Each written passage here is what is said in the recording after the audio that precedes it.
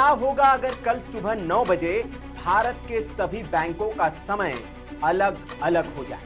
Stock market में करोड़ों के सौदे गलत समय पर दर्ज होने लगे, मोबाइल नेटवर्क सिंक होना बंद कर दे, रेलवे सिग्नल गड़बड़ा जाए और पूरा देश सिर्फ 1 सेकंड नहीं बल्कि एक नैनो सेकंड की गलती से हिल जाए। सुनने में मजाक लगता है, लेकिन दुनिया की पूरी डिजिटल अर्थव्यवस्था असल में समय पर चलती है। और अब तक भारत इस समय के लिए खुद पर नहीं, दूसरे देशों पर भरोसा करता था, अमेरिका पर। लेकिन अमेरिका आस्तीन में छिपा हुआ वो सांप है जो बुरे समय में वार करता है। इसलिए अब सरकार ने आत्मनिर्भर भारत की ओर एक और कदम बढ़ा दिया है और बना लिया है खुद का टाइम। जी हां, भारत का व्हाइट रैबिट ये भारत को डिजिटल गुलामी से आजाद ही नहीं करेगा, बल्कि पूरे देश की किस्मत बदल देगा।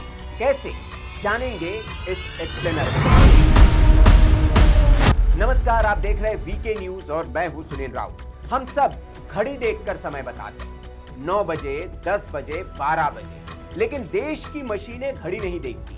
उन्हें चाहिए एग्जैक्ट टाइम, मतलब 9:00 सेकेंड, 00 मिली सेकेंड, 00 माइक्रो सेकेंड और 00 नैनो सेकेंड। आज करोड़ों डिजिटल सिस्टम हर सेकेंड एक दूसरे से बात कर रहे हैं। UPI, NEFT, RTGS, stock exchange, 5G tower, electric grid, air traffic, defence radar, satellite, सबको एक ही समय चाहिए।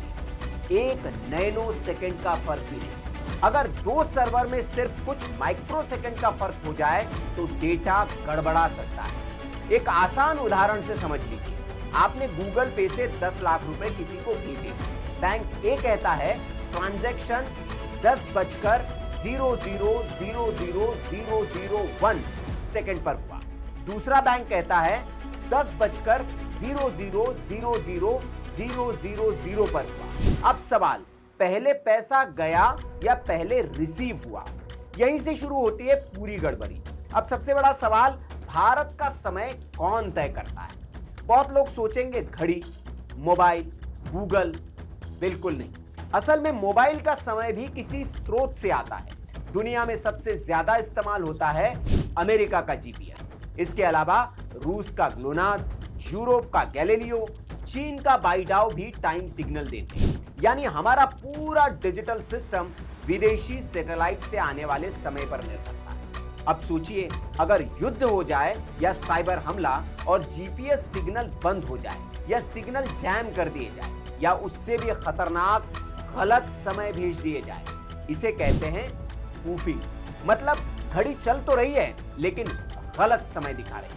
ऐसे स्थिति में स्टॉक एक्सचेंज में गलत order, banking fail, telecom network crash, defence coordination प्रभावित, पावर ग्रिड सिंक्रोनाइजेशन बिगड़ सकती है। इसी वजह से अमेरिका, चीन, यूरोप सभी अपने सॉवरेन टाइमिंग सिस्टम बना रहे हैं।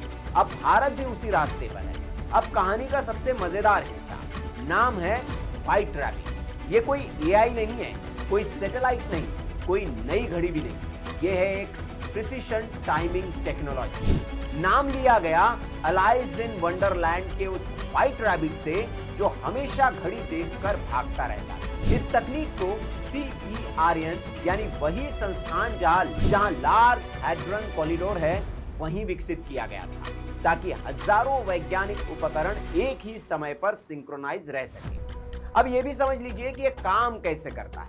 जीपीएस सैटेलाइट से समय भेजता है, लेकिन white rabbit fibre optic cable से समय भेजता है, यानी आसमान से नहीं, धरती के नीचे।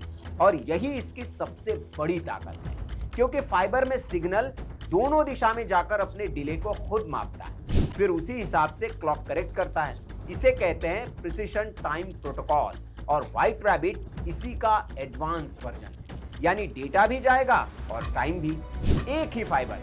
अब आते हैं सबसे मजेदार हिस्से पर कि ये कितना एक्यूरेट है। तो 1 सेकंड में 100 करोड़ नैनो सेकंड होते हैं। सामान्य इंटरनेट टाइम मिली सेकंड्स तक सही होता है। जीपीएस आधारित टाइमिंग लगभग 10 नैनो सेकंड के आसपास की सटीकता दे सकती है, लेकिन व्हाइट रैबिट सब नैनो सेकंड यानी कि 1 नैनो सेकंड से भी कम, इतना एक्यूरेट कि वैज्ञानिक प्रयोग, particle accelerator, radio telescope, quantum communication सब इसी तकनीक का इस्तेमाल करते हैं।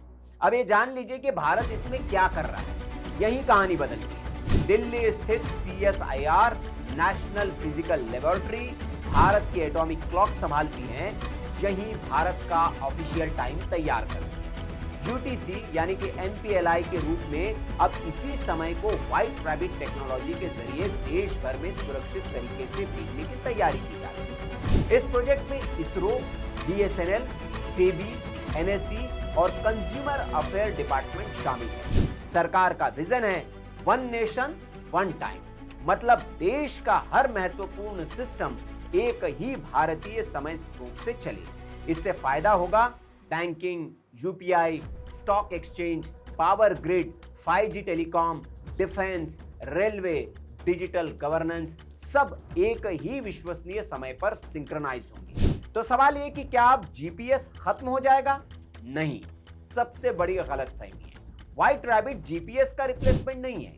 GPS नेविगेशन भी देता है। व्हाइट रैबिट नेविगेशन नहीं करता, ये केवल अल्ट्रा प्रिसाइज टाइम डिस्ट्रीब्यूशन करता है। भविष्य में भारत नाविक, एटॉमिक क्लॉक्स और फाइबर बेस्ड टाइम डिस्ट्रीब्यूशन जैसे कई स्रोतों का संयोजन इस्तेमाल कर सकता है, ताकि किसी एक प्रणाली पर निर्भरता न रहे। भविष्य आज AI, autonomous cars, 6G, quantum, internet, high frequency trading, सबको सिर्फ इंटरनेट नहीं सटीक समय चाहिए। और जो देश समय पर नियंत्रण रखेगा वही भविष्य की डिजिटल दुनिया पर मजबूत पकड़ बना सकेगा।